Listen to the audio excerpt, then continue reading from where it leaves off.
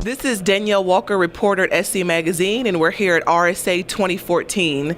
I'm here with two execs at Trend Micro, J.D. Sherry and Rick Ferguson, and one is the VP of Technology and Solutions, and another is the VP of Research.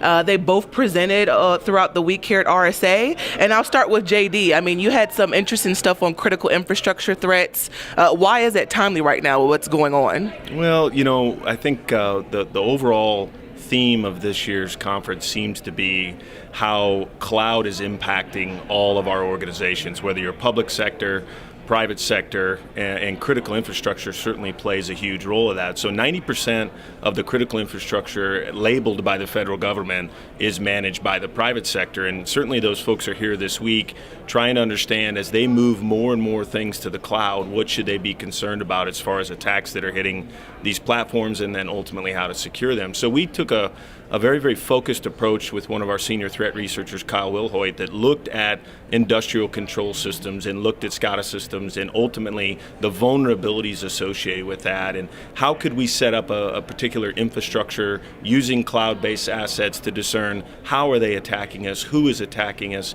and what is the end goal with some of those campaigns. So it was a very thoughtful paper when it comes to figuring out critical infrastructure deployment in the cloud, as well as trying to manage the existing infrastructures today that are, quite frankly, not equipped to be put on the public internet for use. So that was a big focus, and certainly the adoption of cloud now.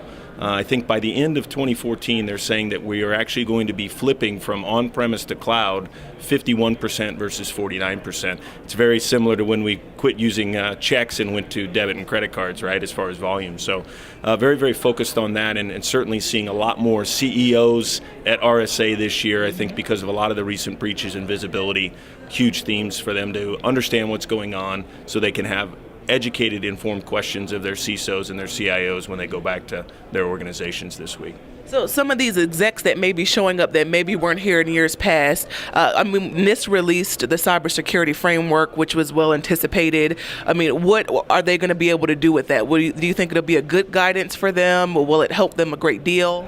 Yeah, I think we certainly had a chance at Trend Micro to look and review and comment on that as it was going through its draft status, and certainly with the release, it's pretty true to form that working document stayed pretty straightforward. These CEOs are focused on what does this voluntary program mean to me right now, and managing telecommunications, banking, even cloud providers, right, and telecommunication organizations have to figure out how to comply with these types of regulations. I do see this as the precursor for potential regulation and legislation down the road if we continue and when we continue to see these attacks that we're seeing in 2014 that are really hitting an unprecedented proportion when it comes to the sophistication and the volume of these types of attacks. And it's going to be important for them to understand that. So speaking of kind of analyzing maybe these threats that we know are there but haven't happened yet, like on critical infrastructure, that's kind of a segue into what Rick has been talking about this week and what we can expect in the year 2020 even. So you guys had some research on what type of threats will be big then. What did you guys find? Yeah, so we started a project. We actually started it back in 2012, and it was a joint initiative with Europol, which is like an umbrella organization for European law enforcement organizations, like a sister organization to Interpol. And we initially did a baseline and said, so where are we with technology right now? Where are we with exploits and threats right now? What's on the short-term horizon? And the security community itself is very good. And very used to operating to those 12-month horizons. Every year at the end of the year, you get the predictions for next year. Here's what to expect. But really, I think it's important that we shift those horizons out, and that's what this project was all about. And it's funny, it goes along with the stuff that you were saying just now. When we made three scenarios. We made a consumer scenario, a small business and enterprise scenario, and a government scenario. And we were talking, actually, part of the research and the conversation was about critical national infrastructure. And one of the things that we thought would be a fundamental change by 2020 is that the telecoms providers, the content service providers, would all have become now classified as CNI.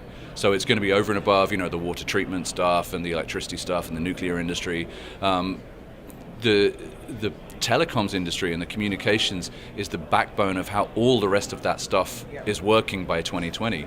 And we also envisioned actually that 100% of CNI in our fictional country where we made these extrapolations, that 100% of that CNI was in private hands and 100% of it was in the cloud. What we envisioned from a consumer perspective was very interesting because it's, again, a fundamental shift in the way that we interact with the web and actually in the way that we interact with business and employment.